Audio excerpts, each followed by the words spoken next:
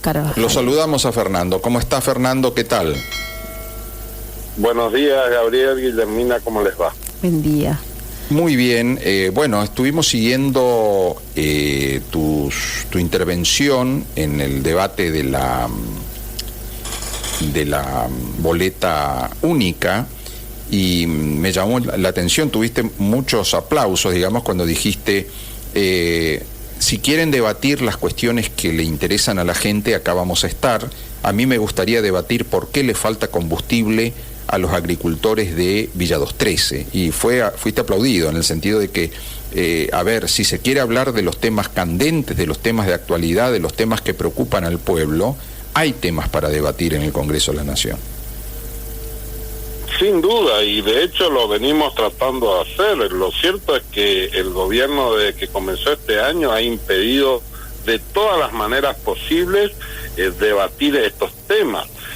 Las sesiones que se han hecho fueron algunos temas que pidió el gobierno que acompañamos, como fue el presupuesto el año pasado y después cuando fue el acuerdo del Fondo Monetario, que son temas del gobierno, pero no de la sociedad de manera directa, y después cuando hemos nosotros tenido que meter presión de una manera muy fuerte.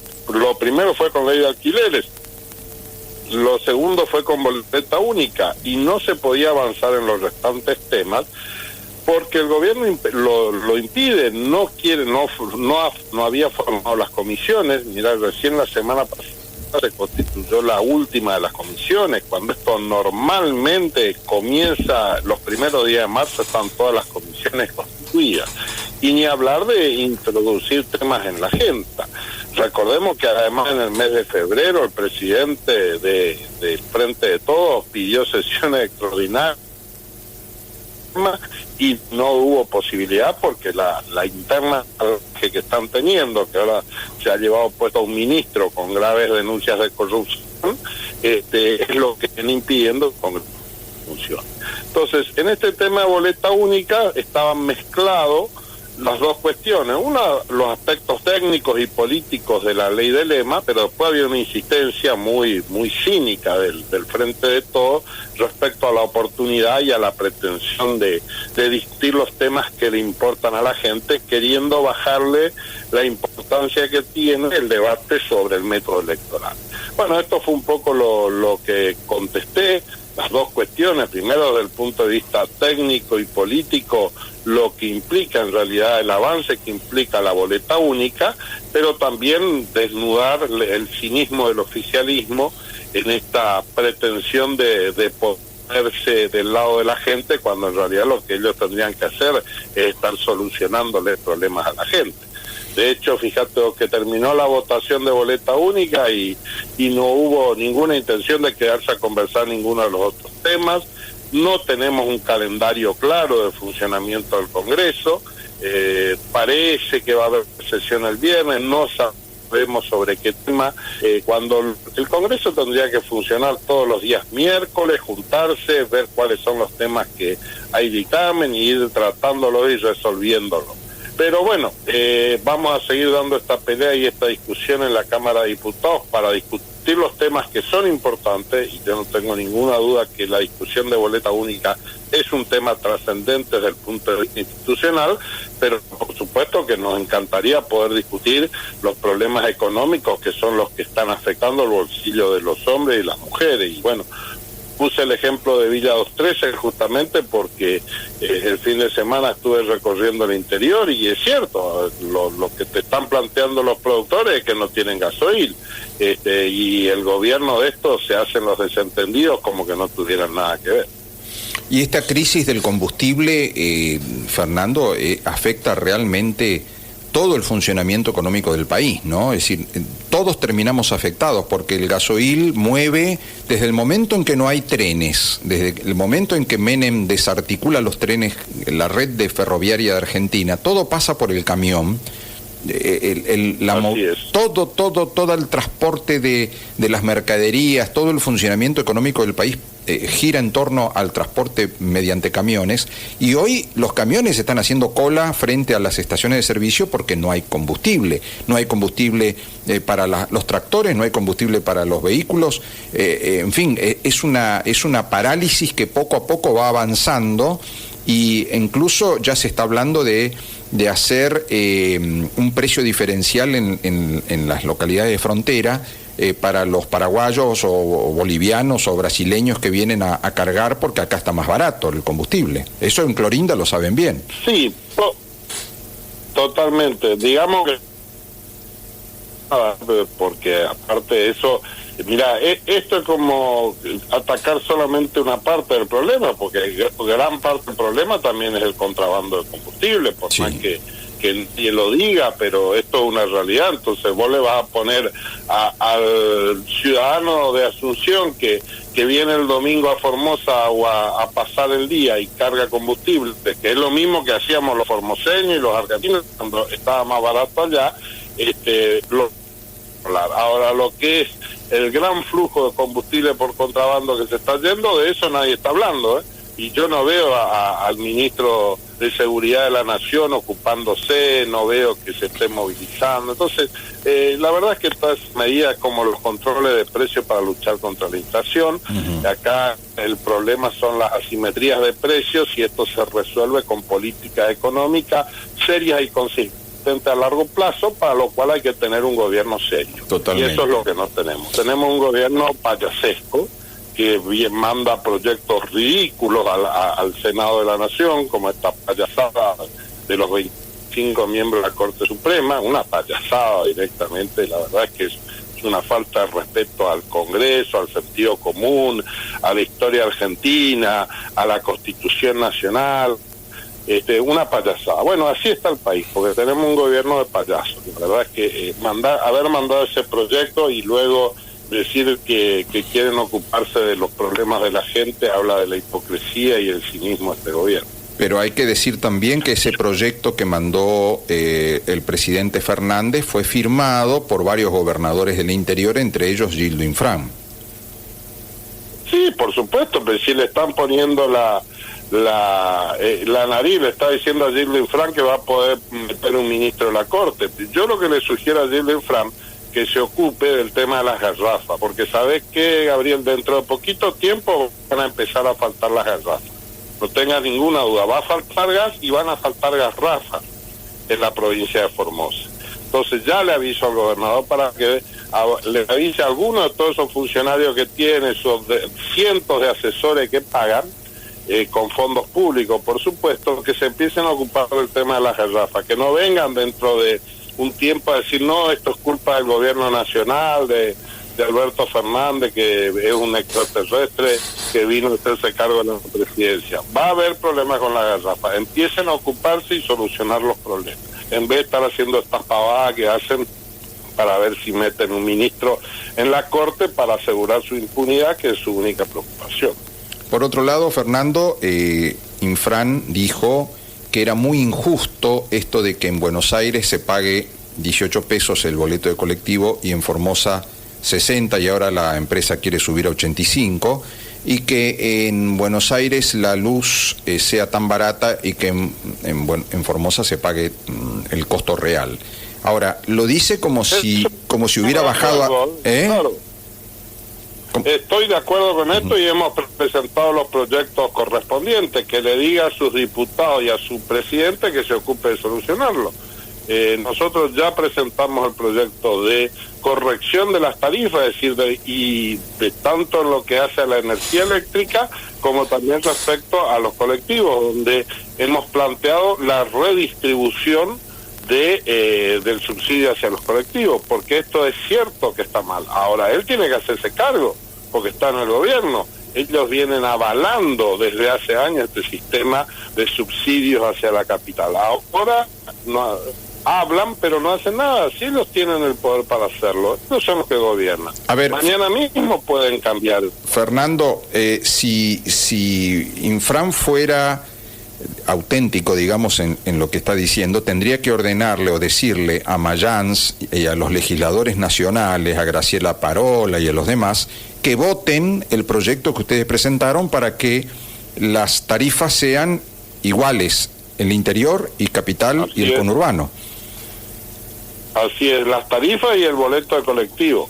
Está presentado el proyecto, que voten en nuestro proyecto. Lo que pasa es que ellos dicen una cosa pero hacen otra, porque Gildo Enfrán viene avalando esta asimetría en las tarifas eléctricas y en el subsidio al transporte público desde hace un montón de años. Él es el responsable, él es plenamente responsable, no solo él, junto con otros que avalan este modelo de centralismo que ha impuesto el Partido Justicialista. El Partido Justicialista es muy poco federal, porque les gusta la concentración de poder, así como Gildo habla de federalismo, pero ¿cuánto le da? ¿Cuánto es la coparticipación de los municipios? El 10%. Nosotros estamos estudiando, vamos a elevar, en el primer año de gobierno, Gabriel, le vamos a duplicar la coparticipación a los municipios. Vamos a pasar del 10 al 20%. Esto es una decisión tomada. Vamos a duplicarle, porque los municipios tienen que empezar a manejarse de manera autónoma. Si no, hoy son delegados personales de Gildo Enfrán. Y esto es lo que hay que empezar a cambiar. Hay que empezar a darle a los municipios la posibilidad de que definan sus propias políticas. Pero claro, Gildo esto no lo quiere hacer porque quiere que todos los meses vengan los gobernadores a chuparle la media a la Casa de Gobierno para que les dé más plata. Así funciona el sistema. Lo mismo funciona en el orden nacional, y ellos en eso es lo que vienen haciendo también, y por eso avalan estas asimetrías en las tarifas y en los colectivos. Como vos decís, en la comparación entre lo que es provincial y municipal, el sueldo mínimo garantizado a nivel provincial en Formosa es de 50.000 pesos y en el interior el promedio es 15.000 pesos, el sueldo de los empleados municipales. Así es, digamos además que esos 50.000 pesos de sueldo mínimo ponen a los ciudadanos que lo cobran en situación de indigencia, Sí. Porque entonces ya aún hay hablar de lo que es la situación de los municipales, y ni hablar de lo que es la situación de los empleados que están informalizados en el Estado, como son los empleados de las cooperativas truchas esas, que bueno, lamentablemente cobran sumas todavía menores, en un verdadero régimen de explotación laboral. Fernando, y por último, esta situación que se generó cuando hubo zona liberada frente al Consejo Deliberante y las policías estaban mirando cómo empleados del Cacho García o de otros funcionarios políticos del oficialismo agredían a cachetazos, tirando gas pimienta, rompiendo celulares a los periodistas que estaban allí, principalmente a Julieta González y a Leo Fernández Acosta, y la policía no hizo nada, y ellos le pidieron, tanto Leo como Julieta, que intervengan, y los policías estaban cruzados de brazos y tenían evidentemente órdenes de no intervenir. Se lavaron las manos. Sí, bueno, esto es gravísimo y tiene como precedente el hecho igualmente grave del propio jefe de policía corrido, puesto hacia el costado por una patota, por un grupo. Ya no hay que hablar de patotas, hay que hablar de grupos parapoliciales. Estas son fuerzas de choque que evidentemente el comisario Arroyo avala y organiza, porque esto se ve muy... Entre todo, donde él mismo verbaliza, el propio jefe de policía reconoce de que él no se ocupa de la seguridad en el acto público y que se la delegó a un grupo parapolicial, que viene, lo corre a él, porque evidentemente sí, hay gente que tiene, Tafetani tiene más poder que Arroyo, eso está muy claro, se ve claramente en el video, lo corre, como si fuera un mueble inútil hacia un costado. Por supuesto, esto es una afrenta a la institución policial y a los miles de policías que han luchado durante años por defender los derechos de los formoseños, pero esto, la verdad que ya esto han perdido hasta la dignidad policial. Lo corre y se hacen. Esto es gravísimo, muestra el nivel de decadencia y degradación que tiene el régimen. Ya ni siquiera hacen un intento de preservar la pátina a una legalidad y están directamente entregados al control de grupos parapoliciales. Esto es extremadamente grave, lo que venimos denunciando desde el año pasado de la inexistencia del Estado de Derecho en la provincia de Formosa. Es una consecuencia necesaria esto del abandono por parte de los jueces del ejercicio del Poder Judicial. Yo lo vengo diciendo, acá no hay Poder Judicial, el Superior Tribunal es una oficina administrativa de tercer nivel. Ahora resulta que el jefe de policía también ha abandonado el ejercicio exclusivo de la violencia estatal y se la ha cedido a un grupo parapolicial. Bueno, pues en el final del régimen, claramente, esto no se resiste más, ya directamente hay un abandono total y absoluto del camino de la legalidad y la Constitución, y estamos en manos de bandas parapoliciales. ¿Dónde vamos a terminar? La verdad es que no lo sé. Estamos en un camino de violencia muy peligroso, y no veo yo ningún atisbo de ningún sector social, político, que no sea la oposición, que le esté poniendo límites. El Poder Ejecutivo Nacional tendría que estar interviniendo, tendría que haber algún movimiento más sólido que ponga algún límite a este descalabro de este régimen decadente. Lamentablemente no lo veo, por lo cual va a tener que ser la sociedad formoseña la que va a tener que ponerle frenos a Gildo Infran en el año 23 si esto continúa de esta forma. Fernando, te agradezco mucho tu testimonio. Ha sido un gusto, Gabriel, y quiero además expresar mi solidaridad personal y política con Julieta, con Leo, con Adrián Gamarra también, que el otro día también sufrió un episodio similar. Mismo.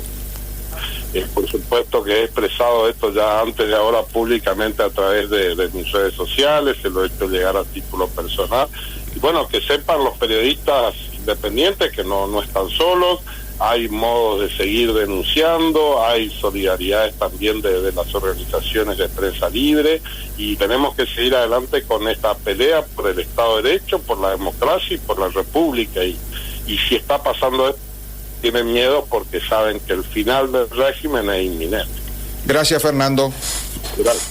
Un abrazo. Fernando Carvajal, diputado nacional por Formosa. Así es. Muy bueno, claro, ¿no?